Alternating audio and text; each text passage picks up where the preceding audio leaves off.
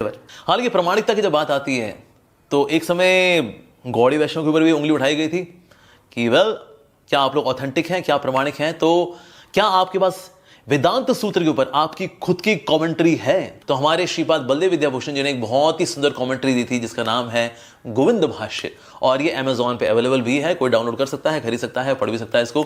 So it is available there. So अगर कोई बोलता है हम ऑथेंटिक है, नहीं है, फला है, ढिमका है, हमको तो वो जानते हैं, हमारा कनेक्शन तो उनके साथ है, फला फला पुराने जो भक्त थे वो तो हमको बहुत मानते थे, हमारा कनेक्शन तो उनके साथ भी रहा है, अच्छी बात है अगर कोई आपको जानता है, लेकिन वेदांत सूत्र पे अगर कमेंट्री होती है तो जाकर के वो संप्रदाय प्रमाणिक होता है।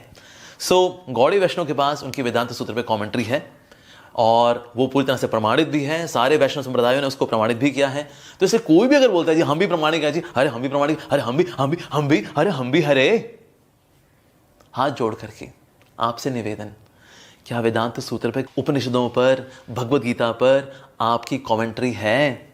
हाँ या ना आप खुद को दे लीजिए उसका जवाब, हमें नहीं चाहिए हाँ या ना। सो इसीलिए ऑथेंटिसिटी तो इसी से ही साबित हो जाती है। तो पहले कुछ लोगों का प्रश्न तो यही होगा कि ब्रह्म सूत्र वेदांत सूत्र है क्या और उसकी महत्व क्या है। तो पहली बात तो यह है कि ये जो वेदांत सूत्र है ये उपनिषद के ऊपर आधारित है। मुख्यतः प्राइमरी प्रिंसिपल उपनिषद 10 है या किसी के मत में 14 तक है। इसमें बृहद आरण्यक उपनिषद है, छंदोग्य उपनिषद है, मुंडक मांडूक्य आदि।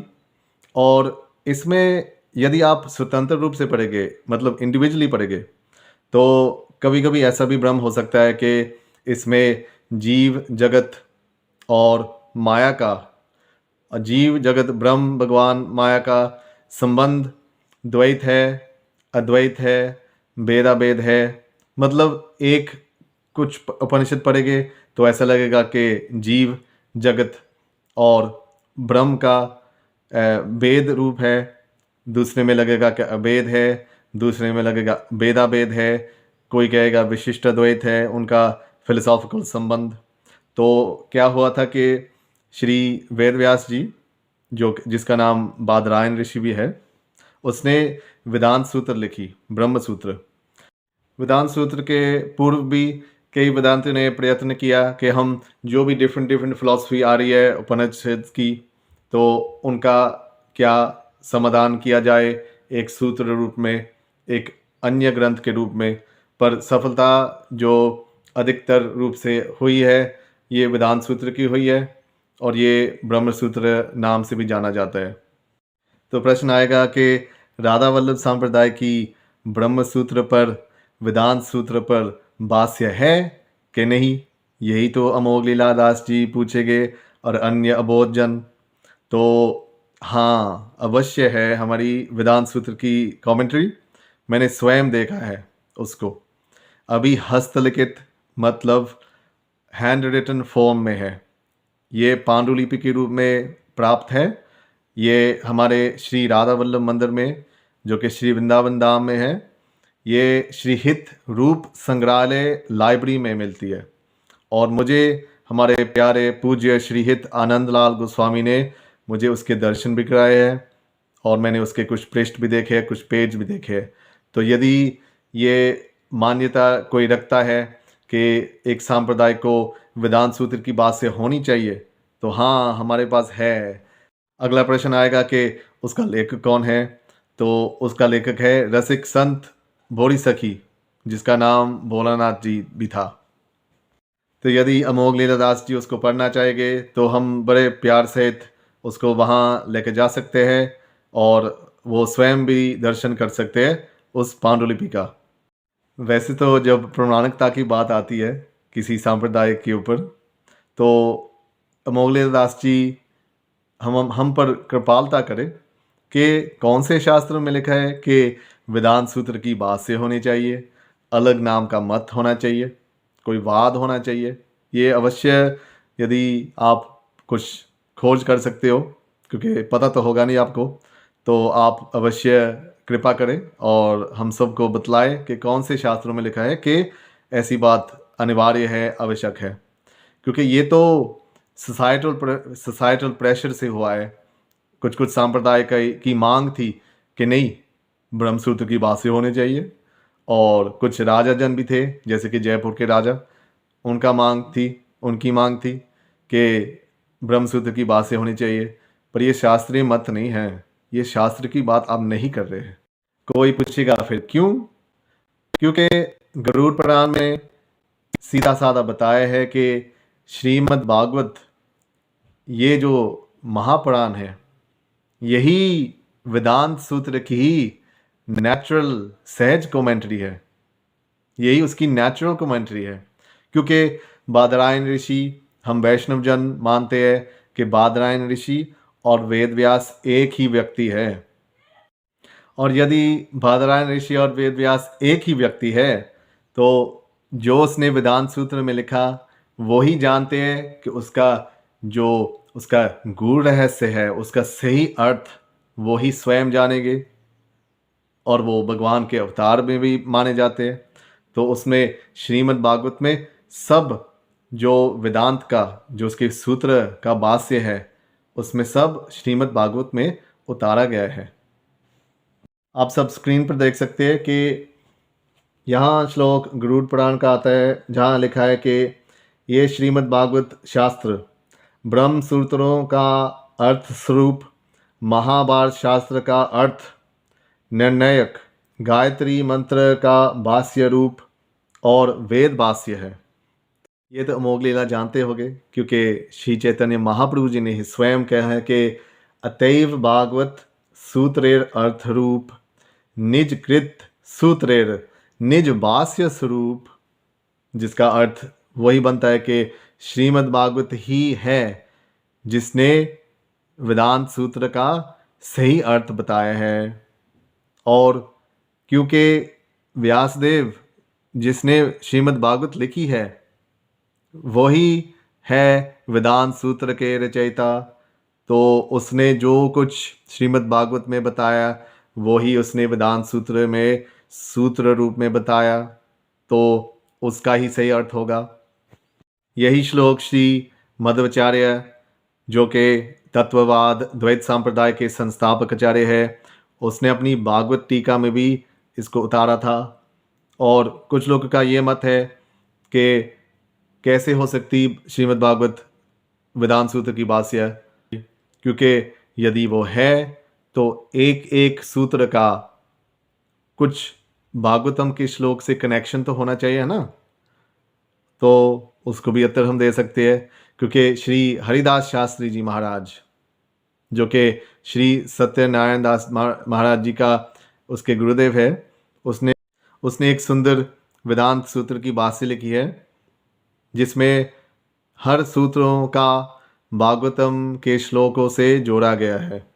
आप ये कमेंट्री देख सकते हो, ये PDF रूप में मैं कमेंट सेक्शन में डालूंगा, archive.org में मिल जाती है, और आप दुकान से भी ले सकते हो, वृंदावन से।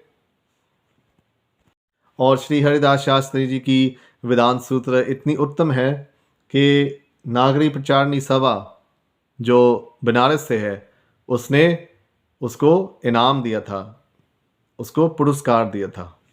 हम दोबारा पूछते हैं, प्रश्न करते हैं कि कहाँ है प्रमाण कि वेदांत की भाष्य होनी चाहिए, और होने पर ही कोई सांप्रदाय प्रमाणिक माने जाएगा। क्योंकि श्री चैतन्य महाप्रभु चैतन्य चरित अमृत आदि लीला 13:42 उसमें बताया गया है कि विद्यापति जयदेव चंदीदास गीत आस्वादिन रामानंद स्वरूप सहित, के देखो कि श्री चैतन्य महाप्रभु स्वयं विद्यापति जयदेव और चंदीदास के जो पद है, उसके जो भजन है, आजकल भजन कहते हैं तो वास्तविक रूप में उसको पद कहते हैं, पद्यावली या पदावली। तो उसने श्री रामानंद राय और स्वरूप दामोदर के संग में उसका बलि भांति रस स्वाद किया, उसका स्वाद चखा। तो जयदेव तो हो सकते हैं कुछ वेदांतिक सांप्रदाय में, किंतु विद्यापति और चंदीदास, उनका कौन सा सांप्रदाय था? क्या वेदांतिक सांप्रदाय था कि नहीं? उसके जो भी सांप्रदाय में होंगे, क्या वो वेदांत की कुछ भाष्य थी उन लोगों की? नहीं, अगर है मुझे जानकारी नहीं होगी, आप कृपा करें हमको बताएं, क्योंकि वो उसका आस्वादन कर रहे हैं उन रसिकों का। तो ये बताया कि उन लोगों की वेदांत की बात क्या थी।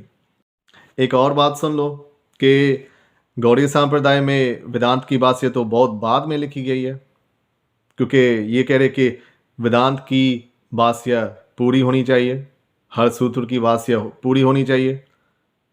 तो कहाँ है ये? बलदेव बुद्धभूषण प्रभु जी के होने उसके समय से हुई है।